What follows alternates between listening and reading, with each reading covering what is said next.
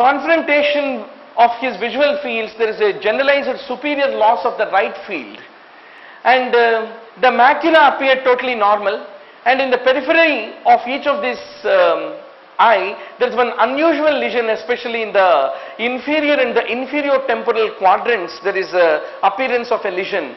So this is a typical fundoscopic appearance. So what this Morner is having is the retinoscus, which is nothing but the split of the retina between the outer plexiform layer and the inner nuclear layer. Now I like to ask you a question. What's the difference between the retinal detachment and retinoscus, doctor? In the case of the retinal detachment, between the sensory retina and the retinal pigment epithelium, it becomes separated. Whereas in the case of the retinoscus, it is between the outer plexiform and the inner nuclear layer. Between the two, the separation will occur, is what I want to underscore to all of you. How does the retinoscus identified? It is sharply circumscribed, it is smooth and immobile elevation in the inner retina, extending posteriorly towards the ora serrata. So it is not located in the posterior pole. It will be extending towards the posterior pole, is what has to be basically remembered. And this transparent surface, because there is a separation, will make all the choroidal detail to become very much visible. So that is a very important feature.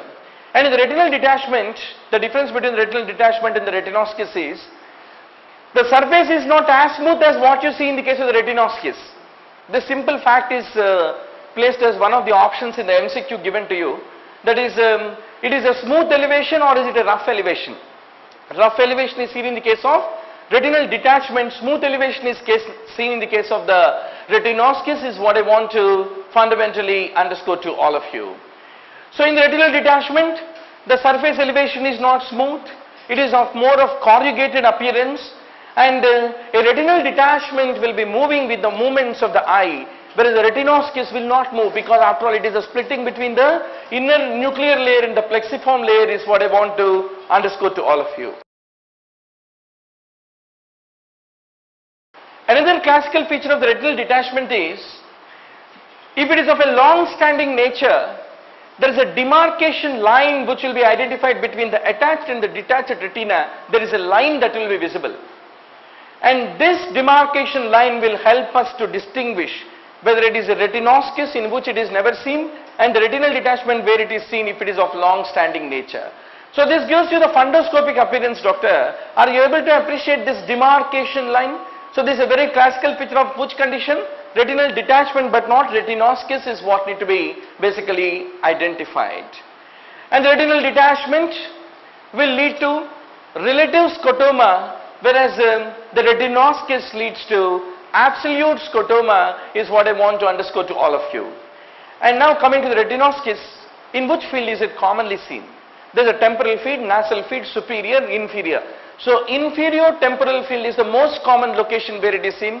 So that's the reason one of the other options given to you is it is common in inferior temporal, is also a true statement. There will be a lot of small yellowish white flecks which will be appearing in the case of the retinoscus. But before that, you have basically two forms of this retinoscus. One is called the flat type and the other is called a reticular degenerative type. And reticular degenerative is much more a common type of retinoscus, is what need to be basically understood.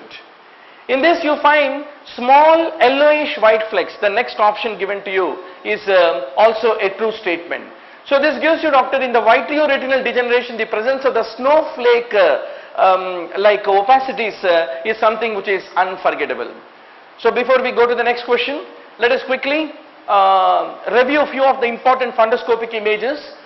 Typically it is an example of a bullous retinoscus, and this is an example of a retinal hole which can be one of the complications in the case of the long-standing flat retinoscus at a point of time can lead to the retinal hole formation. This gives you the lattice degeneration, which is commonly a coexistent feature, and this gives you the small retinal holes which can accompany the lattice degeneration of the retina. This gives you the appearance of that snail track degeneration, another important predisposing factor for this degenerative condition. And this gives you the lattice with a small hole, and the small holes can lead to the visual loss focally initially, and later on it can predispose to the neovascularization, and a point of time they can lead to the development of permanent ischemic damage to the retina is what has to be basically remembered. And in initial stages, this is called the white without pressure, and this is called the white with the red line border. So these are the two important features, because underneath the retina there is some amount of tsunami which is happening, which is trying to lift it out. So this is the classical fundoscopic appearance. A point of time, the white without pressure can lead to the development of a large tear, and there can be development of vitreous degeneration because of the bleed which can occur into the vitreous degeneration. Because of the vitreous degeneration is what need to be remembered. So now you are all very sure, doctor, that you can find snowflake type of opacities.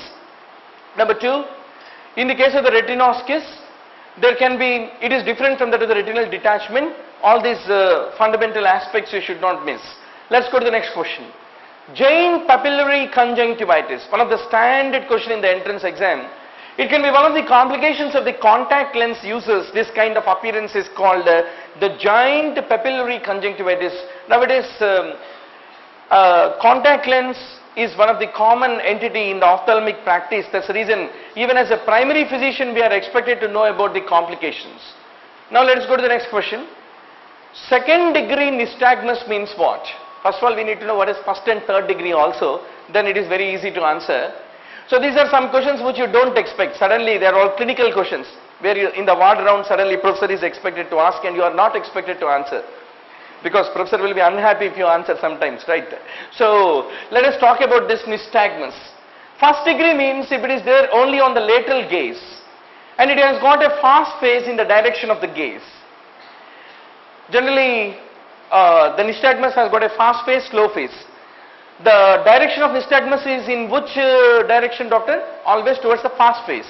So first degree means the fast phase is in the direction of the gaze and it is present only on the lateral gaze. Second degree means only when you are looking into the primary position straight forward, then only the nystagmus will be there. Even the neutral position, it is called second degree.